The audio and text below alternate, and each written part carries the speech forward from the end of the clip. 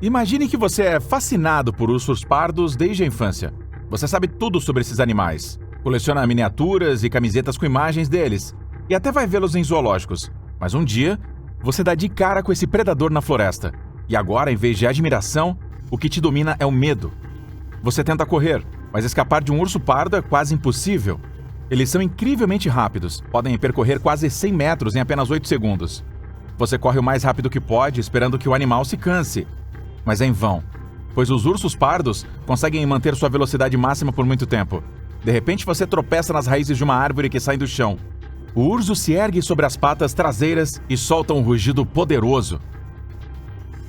Esses predadores possuem uma força de mordida devastadora, 454 quilos por 2,5 centímetros quadrados, o que lhes permite mastigar até mesmo uma bola de boliche, quem dirá seus ossos. Então o urso pardo ataca e despedaça seu corpo em questão de segundos. Muitas vezes, admiramos os ursos fofinhos e as graciosas onças pardas ou os macacos engraçados nos zoológicos, mas na natureza, eles são predadores famintos e impiedosos. Então, em que lugar do mundo você tem mais chances de morrer nas mandíbulas de uma fera? Como sempre, recomendamos discrição ao espectador. Veja esse adorável urso pardo brincando na piscina de um zoológico em Ohio. É até difícil imaginar que um encontro com ele na floresta poderia terminar com você sendo partido ao meio, não é? Mesmo assim, é preciso ter cuidado ao escolher onde acampar. A menos que você queira acabar dentro da toca de um urso pardo. E foi exatamente esse destino que um ecologista chamado Timothy Treadwell procurou. Ele vivia tentando provar que a diferença entre o homem e a fera é apenas externa. No fundo, todos somos animais e podemos encontrar um ponto em comum. Como prova disso, ele encantava o público com sua coragem ao se comunicar com ursos pardos selvagens. Timothy montava acampamento nos locais onde era mais provável encontrá-los. Por exemplo, na costa de Katmai, no Alasca, ou onde, em uma área era conhecida como Big Green, na Baía Hallow. Ele se aproximava o máximo possível dos ursos, tirava fotos e, segundo rumores, chegou até a brincar com os filhotes uma vez. Mas os guardas do Parque Nacional e Reserva Katmai não eram muito fãs aí do comportamento de Treadwell. Ele colocava em risco não apenas a própria vida, mas também a dos visitantes que acampavam apenas nas áreas designadas, onde os predadores raramente apareciam.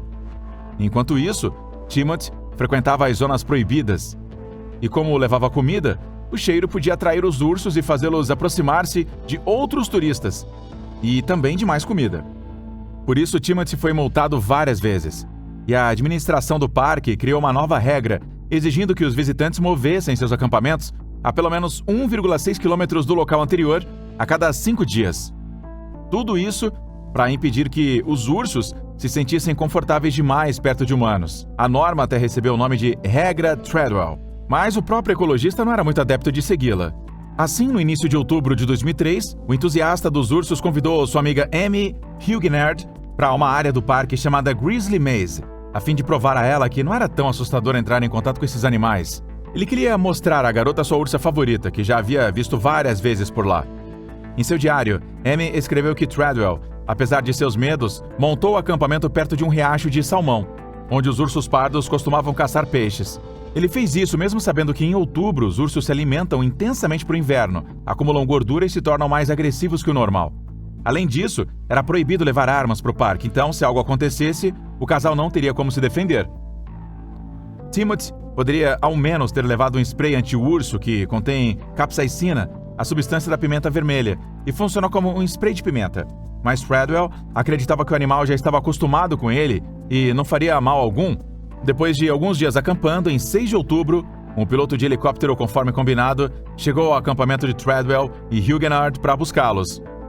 Porém, por algum motivo, as tendas estavam abandonadas e nas proximidades havia um urso que se recusava a sair dali. Então os guardas do parque soaram alarme e começaram a procurar por Timothy e Amy. Caminhando um pouco além do local onde o casal deveria estar, eles encontraram uma cena horrenda, restos humanos espalhados pela clareira. Os guardas tentaram recolhê-los, mas o urso ficou agressivo ao perceber que estavam levando sua presa. Por isso, o predador precisou ser abatido. Então, em 85 anos de história do Parque Nacional Katmai, foi o primeiro caso conhecido de um urso matando um ser humano. Quando fizeram a necrópsia do animal, encontraram restos das vítimas dentro de seu estômago. Mas os corpos mutilados de Timothy e Amy não foram a coisa mais horrível que os guardas encontraram. O casal havia deixado seus pertences dentro da tenda, e entre eles havia uma câmera. Ela continha uma gravação de 6 minutos. No entanto, não havia imagem alguma. Muito provavelmente, Timothy ou Amy ligaram a câmera, mas não tiveram tempo de tirar a tampa da lente antes que o urso os atacasse. O vídeo registrou apenas os rosnados do carnívoro devorador de humanos e os últimos gritos de suas vítimas. Muitos jornalistas queriam publicar o áudio, mas os guardas decidiram que seria antiético com as vítimas e suas famílias. Mesmo assim, ouvir aquelas gravações provavelmente faria muita gente mudar de ideia sobre se é possível fazer amizade com o predador. Na verdade, nunca vale a pena entrar na toca de um animal selvagem. Ele vai te encontrar por conta própria, quanto menos você esperar. Por exemplo, durante um passeio de bicicleta. Nos zoológicos, pumas parecem gatinhos brincalhões. Assim como seus bichos de estimação, eles gostam de brincar, de caçar, de se esconder e depois atacar de surpresa. Mas quando se trata de um puma selvagem, você está condenado a perder esse jogo. E o pior, esses predadores não vivem apenas no deserto ou na savana. E nas montanhas? Você gosta de alpinismo ou de trilhas montanhosas? Mark Reynolds, por exemplo, era um grande fã de mountain bike. Na manhã de 8 de janeiro de 2004, como de costume, ele saiu para pedalar na trilha Cactus Ridge, no condado de Orange, na Califórnia. Mark apreciava a paisagem e, distraído em seus pensamentos, não fazia ideia de que estava sendo seguido passo a passo. Por volta do meio-dia, a corrente da bicicleta de Reynolds quebrou e ele parou para verificar o problema. Foi nesse momento que um puma o atacou de repente. Esses animais costumam saltar do esconderijo e matar a vítima imediatamente com uma mordida no pescoço. O puma, então, arrastou o corpo para fora da trilha e o escondeu, planejando comer mais tarde. No mesmo dia, o mesmo animal atacou outro ciclista que passava por ali. O nome dele era Annie Hegel. Mas a sua companheira e outros ciclistas conseguiram espantar o felino, que já havia agarrado a cabeça da jovem e começava a arrastá-la para os arbustos onde havia escondido a vítima. Os pais de Mark processaram o condado de Orange, alegando que as autoridades sabiam do perigo do parque e deveriam ter alertado os visitantes ou até restringido o acesso. No entanto, a porta-voz do condado recusou-se a comentar o processo em andamento. Então, isso significa que só podemos contar conosco? Bastaria ficar longe da natureza, das florestas e... Mas e se um animal selvagem puder te atacar até mesmo em casa? O animal mais popular de qualquer zoológico é o leão. O seu recinto vive cercado por uma multidão de visitantes que sonham em ouvir o rugido do rei da selva. Mas, se você encontrá-lo na natureza, provavelmente não vai achar o rugido tão admirável assim. E o pior, você nem precisa ir à selva, nem sequer sair de casa, porque um leão pode te encontrar no seu próprio quintal. Foi o que aconteceu com os moradores da cidade de Mufulira, que não tiveram muita sorte. Mufulira é uma pequena cidade localizada no vale do rio Luangwa, no leste da Zâmbia. Ela é cercada por florestas e arbustos, lar de inúmeras espécies de animais que no passado atraíam caçadores do mundo inteiro. Mas em 1991, os papéis se inverteram. Os humanos se tornaram as presas de uma fera da floresta, que no início muitos acreditavam ser um tipo de demônio místico. Tudo começou em 9 de julho, quando 2 garotos voltavam para casa por uma estrada rural, e uma criatura gigantesca com dentes e garras afiadas saltou sobre eles. Era um leão enorme, que imediatamente agarrou um dos garotos e o arrastou para dentro dos arbustos. O amigo correu para pedir ajuda, mas quando os moradores chegaram ao local com as armas, já era tarde demais. Nada restava da vítima além de pedaços de roupa, carne e ossos. E isso foi apenas o começo de uma série de ataques sombrios. Em menos de um mês, uma mulher estava em casa quando um leão gigante entrou diretamente em sua cabana. O animal agarrou a pobre mulher com as garras, a arrastou para fora da casa e depois para dentro da floresta, onde a devorou. Na noite seguinte, o predador atacou um jovem, mas havia guardas florestais por perto e um deles disparou um tiro de advertência para o alto. O leão abandonou a presa e fugiu. Contudo, o rapaz acabou morrendo no hospital devido aos ferimentos.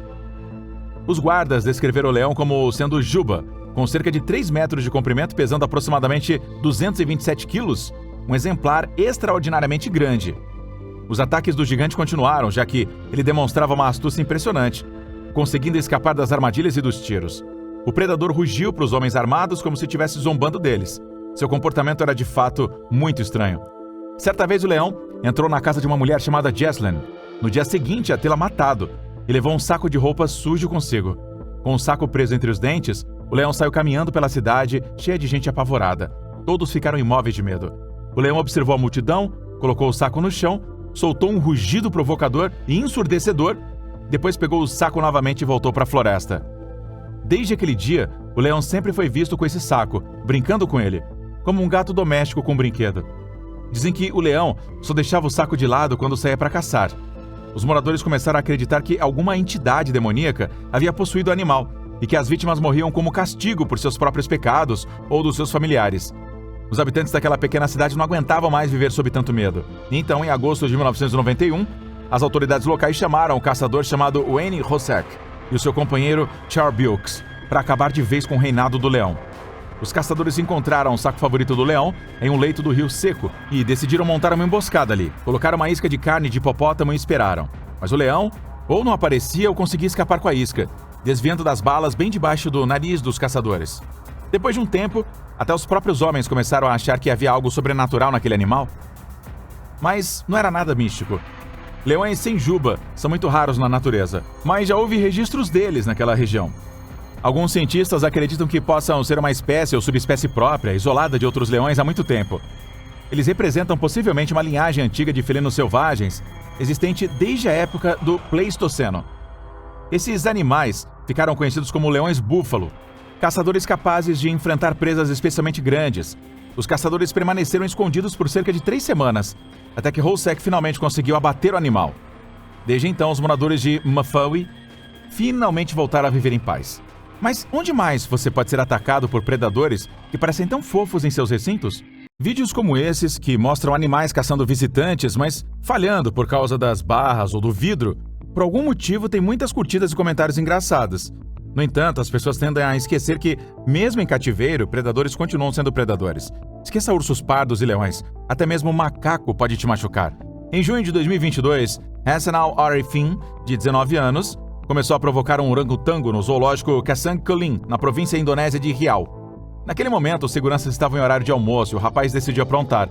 Hassanal subiu a cerca do recinto e o primata furioso o agarrou pela camisa, o puxando para dentro da jaula. Esses animais normalmente não atacam pessoas, mas é melhor não provocá-los, pois são de 5 a 7 vezes mais fortes do que nós e podem até despedaçar um ser humano. O orangotango segurou as pernas de Hassanal com tanta força que ninguém conseguia puxá-lo para longe. O primata arrancou os sapatos do rapaz e até tentou morder os seus dedos dos pés. No final, Hassanal foi libertado. O encrenqueiro foi expulso do zoológico e recebeu uma severa repreensão. Mesmo assim, Hassanal teve uma sorte imensa de sair vivo, já que um animal de zoológico pode atacar sem motivo algum. Em 29 de maio de 2017, Rosa King, funcionária do zoológico Hamerton, da Inglaterra, estava lavando as janelas do recinto de um tigre malaio chamado Sisip, enquanto o animal deveria estar trancado atrás de um portão de segurança instalado justamente para proteger os funcionários. Porém, mais tarde, descobriu-se que não era bem assim. Um visitante avisou os empregados do parque dizendo que havia visto um corpo mutilado dentro do recinto. Como se descobriu depois, alguém esqueceu de fechar o portão e o tigre atacou Rosa, dilacerando a pobre mulher até a morte. Sim, às vezes os animais simplesmente mordem a mão que os alimenta. Em 22 de dezembro de 2006, uma funcionária do zoológico de São Francisco chamada Laurie Comedian estava alimentando em público uma tigresa chamada Tatiana, através da grade do recinto. Os visitantes ficavam extasiados com o espetáculo. Mas naquele dia, o pequeno show virou um pesadelo. De repente, a tigresa cravou as garras no braço direito de Laurie, puxou-a para dentro do recinto e a mordeu. Nada foi feito contra o animal e culparam a própria Laurie pelo incidente. A mulher passou por várias cirurgias e um transplante de pele, mas ainda assim foi multada por supostamente violar as regras de segurança. No entanto, a administração do zoológico logo se arrependeu de não ter reforçado a segurança da tigresa. Um ano depois, em 25 de dezembro, Tatiana pulou a cerca do recinto. Testemunhas afirmaram que um grupo de amigos, Carlos Eduardo Souza, Amrit Pal e Kulbir Daliwal, estavam provocando a tigresa e jogando objetos nela. Foi por isso que o animal enfurecido conseguiu escapar e atacou os rapazes. Enquanto isso, os funcionários perceberam a fuga e correram armados. Encontraram Tatiana perto de Kulbir Daliwal. Eles não atiraram de imediato, com medo de acertar o rapaz, mas acabaram abatendo o animal. Os irmãos Daliwal ficaram gravemente feridos pelas garras da tigresa e Souza foi encontrado morto, com múltiplos ferimentos, incluindo fraturas no crânio e na coluna. As testemunhas disseram que Souza era o único do grupo que não havia provocado o animal. E você? Tem aí um animal favorito no seu zoológico local? Conta pra gente nos comentários e quem sabe, se for um simples avestruz, eu te conte aí no próximo vídeo, porque essa ave também pode representar um perigo mortal para os humanos. Se inscreva aqui no canal para você não perder os vídeos, hein? E até a próxima, se cuida, tchau!